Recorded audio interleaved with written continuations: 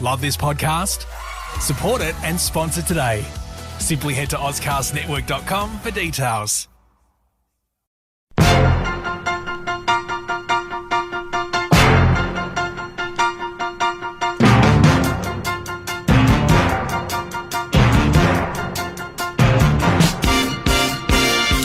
Hi everyone, I'm Jeremy Cordeaux. Peter Clayton's behind the camera. I'm not sure at this stage because we're recording whether we got the exploding cars on. I'm just a little nervous about why Facebook would want to start censoring stuff, because we've been doing these courts of public opinion for 2-3 years? At least 2 years. At least 2 years. Yeah. And we've sailed through with some pretty controversial stuff too. But anyway, you never know.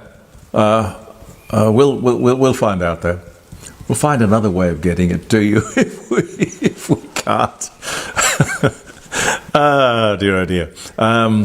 Catching up with a couple of things. I was tackled on something I said on the live streaming show on Friday last.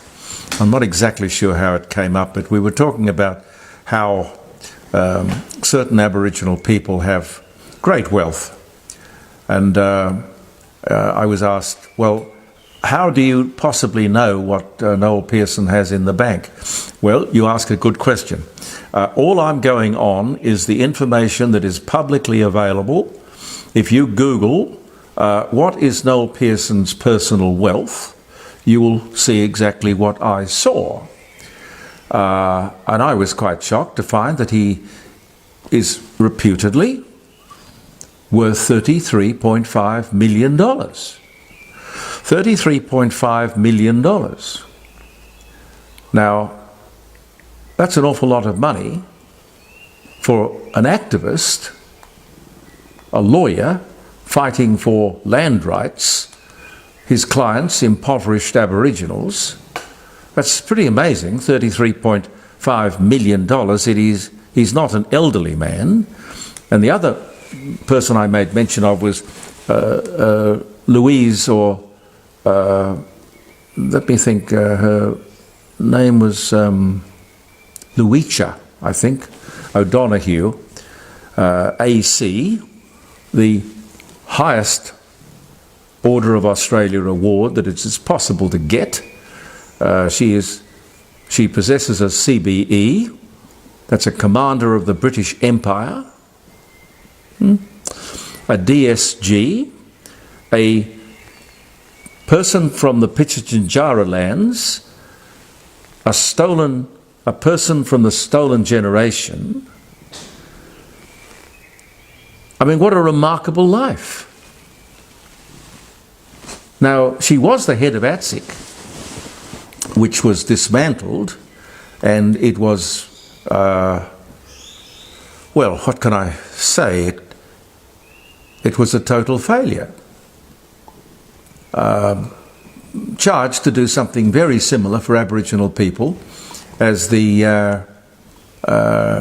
NAII, which came along in 2017.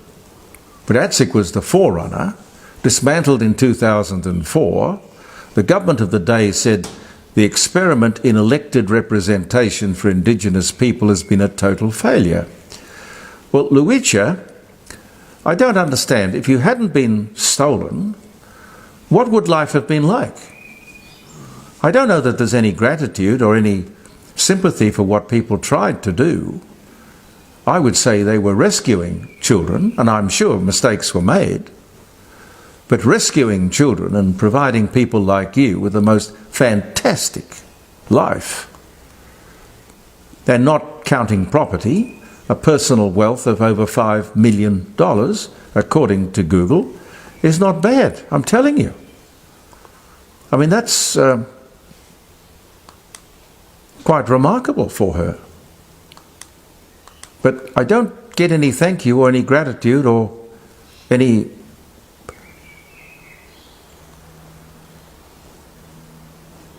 I don't know what I'm looking for even. I suppose just a nod and a wink would do. By the way, a few weeks on from the referendum, there's a massive division, I don't know if you heard about this, over the wording of a joint statement on the result of the referendum.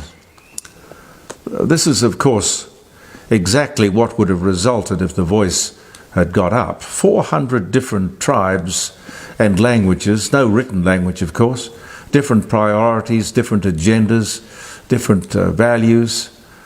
I think you would have called it chaos. Anyway, they couldn't agree upon the wording. Where that goes, I don't know in the fullness of time, but we will watch it. A lot of responses I mentioned yesterday about the shooting of the Brumbies in the highlands of New South Wales. Danielle says, I didn't know if you were aware, but another Brumby count was done by local volunteers scientifically. Because you might remember we were talking about this guy saying that it was very difficult to count the Brumbies from helicopters because it was pretty inaccurate, but he reckoned there were 20,000 in the high country, and there needed to be thousands and thousands culled. And, he said, a bit inaccurate to count them, but he had no problem saying that he would be shooting them from those same helicopters. Well, Danielle is up in arms about it, as I am, and as lots of viewers of this court of public opinion are. So apparently, locals volunteered and scientifically followed the direct path of the helicopter and the government count, and they, funnily enough, only managed to find 3,000 horses. 3,000! Good God. The powers that be, that is to say the government, were made aware of this by the volunteers. And they say they're still going to kill them, Pete. They're still going to kill the animals, and they're going to do it on a lie. Well, you know what I think?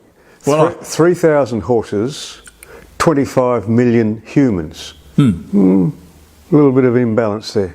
Well, look, I think there are pony clubs and there are people who would give those 3,000 horses a good home. And people used to herd up horses. And they did it in America and they did it in Australia. And Diane says, I haven't seen, I'm relying on other people. And this program, of course, as you know, not only goes around Australia, but around the world. And this is something we are not proud of, letting other people hear and see, the fact that we are prepared to go and shoot these beautiful horses, whose history, of course, goes back to the First World War and the whalers. The fly's back, Pete. Good God. Anyway, Diane's point is that the horses keep the grasses down. The area is good, she tells me. No fires. It's a perfect ecosystem. And they don't know, of course, what that is. They're too busy, Diane suggests, flying around the world. Overseas pollies aren't flying up here to have a look, Diane mentions. No, of course they're not. No, of course they're not. An inconvenient truth. It's human population that should be of concern, Diane suggests, with finite water and finite food. This is not what Australia should be about. Good comments, thank you. And I mentioned Maria, I think, yesterday. I'm keen to keep my housekeeping up, Pete. But look, Maria, I do promise you, that charging of the electric car mishap, it wasn't an exploding gas vehicle, I promise you. And I hope you saw yesterday, hey, can we put that exploding cars in at the end of today's program as well? We can. Oh, well, let's do it. Okay. It's spectacular. Two EVs on the freeway collide, and this is what happened in that instance. I'm not saying it would happen in every instance, but it's enough of a worry to me. Maria, ring me Friday. We'll have another chat. Maria, of course, has an EV. She's a fan. She's got an electric car. Does anyone wonder how there were suddenly so many Palestinian flags in every city in Australia? Boom, there they were, everywhere. How? Where did they all come from? You know, I'm a very proud Australian, and I don't know where I would find an Australian flag. I mean, I've got one on the flagpole in front of the house, but I don't have those sort of... But they all looked new. They all looked like they had been straight out of the flag shop delivered box. Don't know what's going on there. And now we have all the living former prime ministers signing a letter of support for Israel. Yeah, I'd sign it too. One exception, of course, Paul Keating. That would be right. He reckons that the letter that they all signed and agreed to, which I thought was a very good letter when I read it, was the work of Zionists. Now, my understanding of the word Zionist, correct me if I'm wrong, a Zionist is somebody who believes in a Jewish homeland. So bloody what? Right? I don't know. Francis Nelson QC, chair of the Parole Board of South Australia, is going to be a guest at the dining room table tomorrow. And this came up because I don't know, Pete, what was it? We were talking about those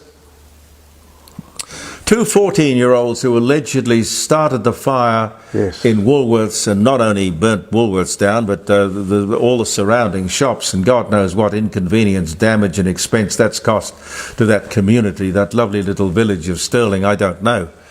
But I was thinking out loud about things like parole and people getting bail. Anyway, I rang, and bless her heart, we'll be graced with a visit tomorrow at the dining room table, 9:30. A remarkable lady, Frances, a remarkable lady, King's Counsel, and she's been in the chair of the parole board for 40 years, I think. 40 years. Anyway, she's got some very interesting stories to tell.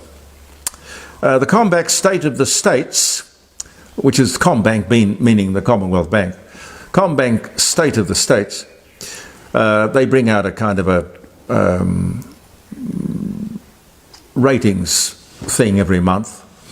Victoria has come away from the back of the pack to leading the pack. Yeah. Victoria has become the leading economy in the country. God! With that debt hanging over their head, and Chairman Dan, the hangover from Chairman Dan, can't believe it. Anyway, South Australia is the next up there as a good performer economically. The cellar dweller is the Northern Territory, and the second worst economy is the ACT. Well, I'm kind of not surprised about that, because what do they do? What do they produce apart from hot air and trouble? What do they do? I mean, how could they even have an economy, I wonder? Beyond me, pardon me. Speaking of the Northern Territory, Four Corners had a story about the private security guards who have been hired to keep the streets clear, keep the peace, law and order. The focus for these patrols will be the people who are creating trouble. And if that happens to be Aboriginals, drunk or sober, well, so be it. It's not racist. It's just street maintenance. It's not that the Aboriginals are being sought out or picked on, but the ABC will, of course, have that, as they did on Four Corners, as their story. My advice to those people on the streets of Darwin, and for that matter, every country town in New South Wales, it would be the same advice I would give to my own children and indeed to myself. Don't be there. Don't be there. But overwhelmingly, it is the booze. And it's the same problem, as I say, in every outback town in Australia. Or if you don't want to hire private security guards, you have to keep the police out of it. I think that's probably wise, or at least diplomatic. If you don't want to do that, you can do what they do here in South Australia, in Adelaide. Just leave people lying in the street. Any afternoon you can walk down North Terrace, just in front of Government House, near the War Memorial. Is that a good idea? The restricted cashless credit card was, I think, a very good answer, and it was working. A good idea. But Labor didn't like it. Discriminatory. Well, a lot of things are discriminatory. But it just happened to discriminate in the favour of countless thousands of Aboriginal people. Okay, so back to square one. The only other way would, of course, be to ban the sale of alcohol to everybody, or ban the sale to Aboriginals, but that would be racist. The other way, of course, is to hire people to keep the streets clear and safe. And that's what some in the Northern Territory are doing. Jeremy, can I just mention something? Sure. It's maybe a bit different, but a couple of days ago a Caucasian died in a police pursuit, fell from a balcony or something, I think. Yeah. That's considered a death in custody, but no story about that. I don't know if somebody dies while the police are in pursuit, if they haven't put the person in custody. That's considered a death in custody. Is it? Yes. Oh, okay, right. Well, I didn't know that. If the police are chasing a car, Yeah. and the car is an accident and someone's killed, that's a death in custody. Well, gee whiz, I didn't know that. Yeah, I thought they actually had to absolutely. stop you, put the cuffs on and read you the rights. No. No, as I say, this was a white person. There's no big hoo-ha about death in custody in that case. But Yeah. white people die in the same situation as the black people. Yes, well, this is what we've got to get away from, which is this apartheid thing where there is a separate set of rules for black people and a separate set of rules for white people. We have to have a country with one set of rules under one rule of law, one flag, one system of government that everyone respects, set of laws that everyone knows clearly how to follow.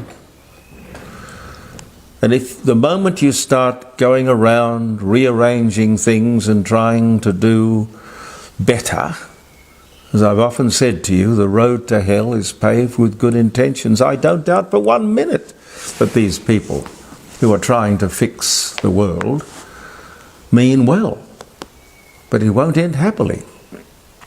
Anyway, I've got another little bit that I want to show you that Marcus sent me. This one, and I don't really know enough about the Middle East to comprehend all of the prejudices and hatreds and tribalism that has gone on since biblical times.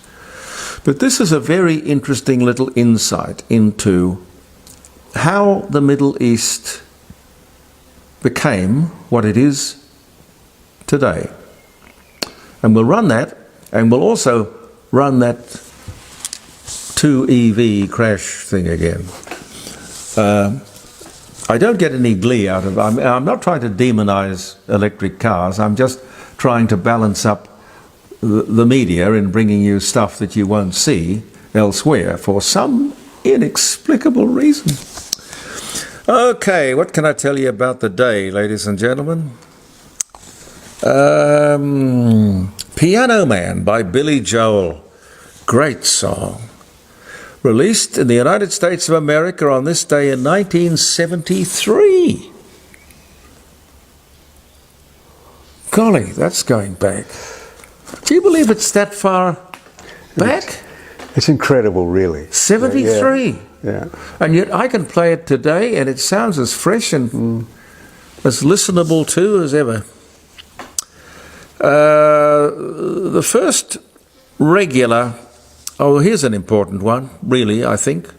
1922, on this very day, the first regular air service of Queensland and Northern Territory Aerial Services Limited, Qantas,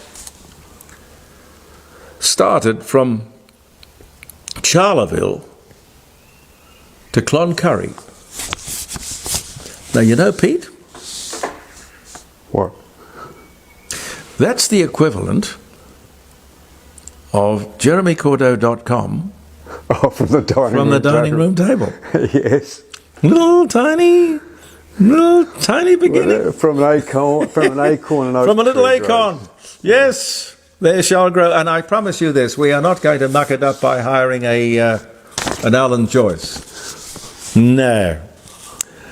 Sherry Height was born in St. Joe, Missouri, 1942. I remember Sherry Height. She was a sexologist. She was great fun to talk to. We used to have her on the program regularly. I don't know what our elderly audience thought. Maybe you should get her back. Oh, look, yes. Well, yes, it's a thought. Burt Lancaster was born in New York City. Says that he doesn't own a suit. Wow. He was born in 1913. Well, Burt Lancaster wouldn't be around today, clearly. Melbourne Cup was won by New Zealander, or New Zealand-bred mare, Light Fingers. Bart Cummings. The Melbourne Cup was won by New Zealander, Light Fingers, and that was in 1965. Haile Selassie was crowned the Emperor of Ethiopia, 1930. Well, he was a despot and he was a dictator, but my God, he ran a tight ship. You didn't have the kind of troubles back in Haile Selassie's day in Ethiopia that you have today. In fact, I don't think it's even called Ethiopia. Don't know what it's called. These places changed their name like I changed my T-shirts. Strange. Midnight Oil was at Memorial Drive in 1984. Jimmy Carter was elected president in America, 1976. Ken Rosewell was born in Sydney in 1934. Bruce Welch, I liked him. One of the Shadows. 1941. All that Shadow music and Cliff Richard music still stands up well today. Yes. I'll have some Cliff Richard and some Shadow music from the dining room table tomorrow, 9 o'clock till 12. Tune in. Good fun. And Alan Jones, no, not the broadcaster, the Grand Prix driver, won his first race. It was a go-kart competition. He was 7. He went on to win the Formula One World Championship in 1980, but back in 1946, he was born on this day. Okay, now, here's a little snapshot of the Middle East and what's going on there. It's only 5 minutes long. And thank you, Marcus, for sending it to me. And then we'll show you the 2 cars getting intimate on the freeway. It's no laughing matter, of course. It would be very expensive from the insurance company's point of view. Thank you for viewing the Court of Public Opinion. Do join me tomorrow morning at 9 o'clock. Pete and I'll be back Monday here in the garage, but live streaming tomorrow from the dining room table. JeremyCordeaux.com. Tune in. Believe in yourself, and goodbye for now. Why does the left hate Israel? On the surface, it doesn't make sense. Israel is a liberal democracy. It extends full rights to women, to gays, and to its many Arab citizens. Like all countries which are made up of flawed human beings, Israel is flawed. But compared to most countries, not to mention its neighbors, it is a civil rights paradise. So why does the left hate Israel? The reason is that the left, and as I always emphasize, I am talking about the left, not about liberals, is not guided by a moral compass. It is guided by 3 other compasses: a power compass, a race compass, and a class compass. Let's begin with the power compass. Instead of evaluating people and nations on the basis of right and wrong or good and evil, the left evaluates them on the basis of weak and strong. If you're weak, you're good. If you're strong, you're bad. Israel is strong, therefore it is bad. America is strong, therefore it is bad. The Palestinians are regarded as weak, therefore they're good. When you're guided by a moral compass, you don't ask who's strong and who's weak. You ask who's morally right and who's morally wrong. 50 years ago, Israel was not a big issue for the left. Why? Because it was perceived as weak. But after the 1967 Six-Day War, in which Israel achieved a stunning military victory, it all changed. Israel became strong, so Israel became bad. And the Palestinians were weak, so they became good. So no matter how much terror Palestinians engaged in, hijacking airplanes, murdering 11 Israeli athletes and coaches at the 1972 Munich Olympics, blowing up Israelis in pizza parlors and at weddings, the left's position never changed. Palestinians good, Israel bad, because the Palestinians were weak and Israel was strong. That's one of the three ways the left judges the world. You can test this theory in other ways. Why is the United States bad? Because it's strong. And third world countries that oppose the United States are good. Cuba, for example, has been adored by the left for decades. Never mind that Cuba's Communist Party has ruined Cuba, that Cubans have no civil rights, and Cuba is one of the poorest countries in the world. Since Cuba is weak, to the left, Cuba is good. The same was true with North Vietnam in the 1960s. It was considered weak, so it was good. The U.S. was strong, so it was bad. It didn't matter that America was trying to preserve the freedom of the South Vietnamese exactly as it had preserved the freedom of the South Koreans. The U.S. was strong, so it was bad. Which brings us back to Israel. The stronger Israel gets, as it effectively defends itself, as its economy grows, and as its diplomatic position improves, the more the left hates it. The second of the left's compasses, the race compass, is another reason the left hates Israel. Just as it substitutes weak and strong for good and evil, the left substitutes non-white and white for good and evil. The left doesn't judge people by their actions, but by their race. That's why, for example, the left asserts that a black person cannot be a racist. Only a white person can be a racist.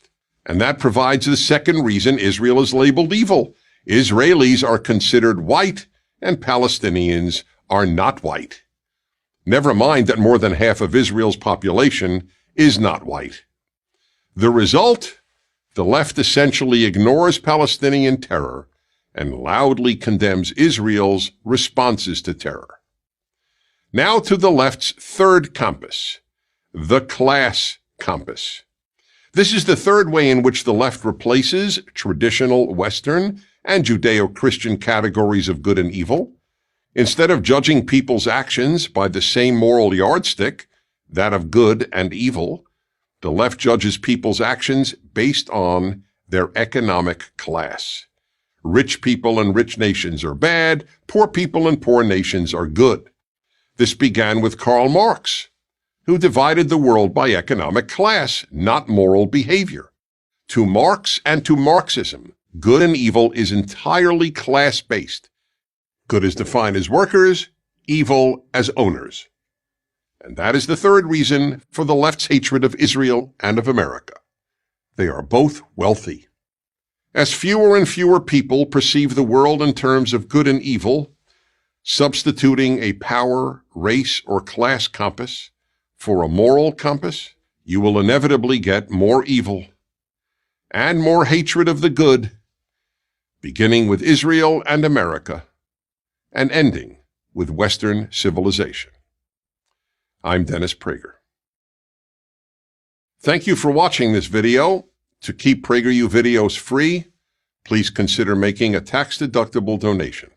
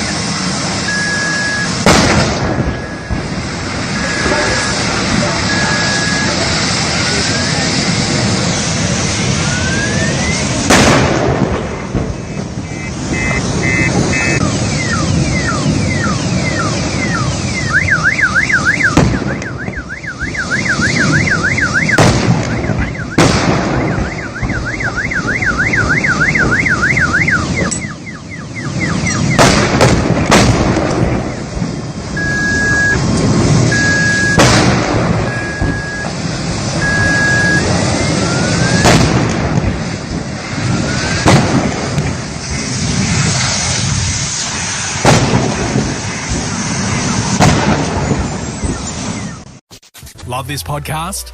Support it and sponsor today. Simply head to AuscastNetwork.com for details.